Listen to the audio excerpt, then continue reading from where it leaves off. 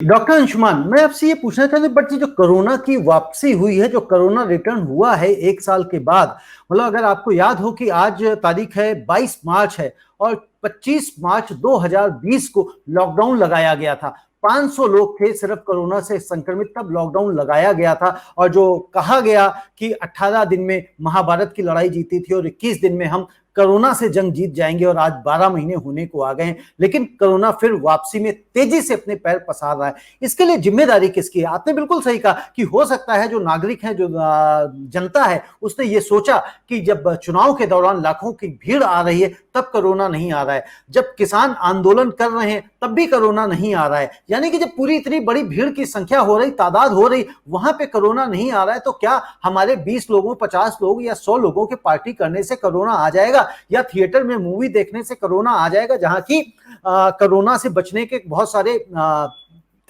उपाय किए जा रहे हैं? तो ऐसी सिचुएशन में आप दोषी किसको मानते हैं? जनता को हमें दोषी मानते हैं, अपने आप को दोषी मानते हैं, या सरकार को दोषी मानते हैं? जी, इसमें एक उदाहरण मैं देता हूं। न्यूजीलैंड में चुनाव हुआ था, आपको याद होगा, और बहुत तारीफ हुई थी उस चुनाव की। वो पीक कोरोना जब चल रहा था और न्यूजीलैंड ने जिस तरह से कंट्रोल किया, पहले उसकी तारीफ हुई और उसी दरमियान चुनाव कराया। चुनाव जिस प्रक्रिया से हुआ, जरा उसका डॉक्यूमेंट्री उठा के देखिए, आपको समझ में आ जाएगा। उसी को कहते हैं साइंटिफिक मैनेजमेंट। और आज हमारे यहाँ जब चुनाव की नौबत आती है तो ऐसा लगता है जैसे सब कुछ छोटा है, सिर्फ चुनाव ही एक चीज है। चुनाव बिल्कुल करनी चाहिए, चुनाव का प्रोसेसेज, जिसको स्टैंडर्ड ऑपरेटिंग प्रोसीजर किस तरह से होना चाहिए, इस पे भी कोरोना का मेडिकल मैनेजमेंट का ध्यान देना चाहिए। बात जहां आती है कि चुनाव वर्सेस मॉल, मदिरालय, मूवी थिएटर या बाजार, या देखिए किसी भी जगह हो, भीड़ को रेकमेंड करना एक मेडिकल एक्सपर्ट का काम नहीं है। अगर ये माना गया भीड़ में कोरोना वायरस एक सिंगल स्टैंडर्ड आरएनए वायरस है, इसको ह्यूमन डीएनए चाहिए, ह्यूमन डीएनए जहां मिले, मंदिर, मस्जिद, मॉल, मदिरालय जहां मिलेगा, कोरोना वहां संक्रमित करेगा। इसलिए झुंड और भीड़ को अवॉइड करना है।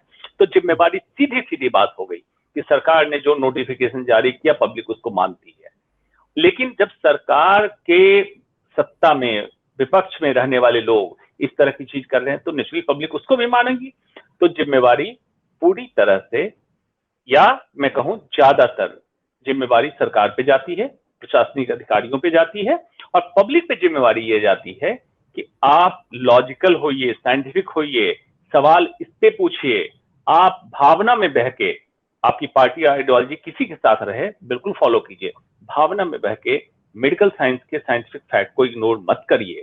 आप आंखें खुली रखिए और हर चीज को क्रिटिक्स के नजर से देखिए, लॉजिक के साथ देखिए और एनालाइज कीजिए।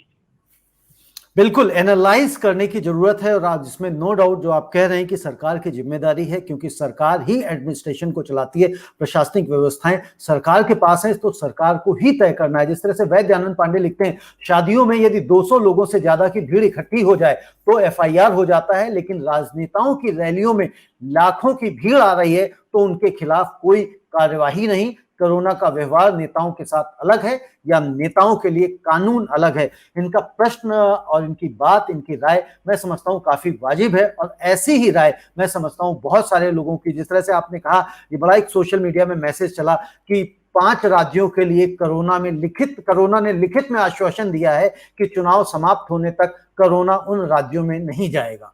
तो वाकई में डॉक्टर अंशुमान, लेकिन यहां पे समस्या यही आ रही है बार बार कि जब वैक्सीन भी आ गई है, और अगर वैक्सीन की बात की जाए तो एक वैक्सीन की भी एक रिपोर्ट आई थी ताजा, जिसमें कहा गया कि तकरीबन 5.5 करोड़ डोजेस जो है एक्सपोर्ट की गई हैं, जबकि हमारे देश में जो लगाई गई हैं उनकी संख्या उसके मुकाबले कम है, काफी कम है, तकरीबन शायद 2 करोड़ की संख्या दी गई थी। तो इसको आप किस नजर से देख रहे हैं कि बाहर जो वैक्सीन है उसकी संख्या ज्यादा एक्सपोर्ट की जा रही है, जबकि हमारे देशवासियों के लिए वो संख्या कम उपलब्ध हो पा रही है? इसको कैसे आप एड्रेस करेंगे?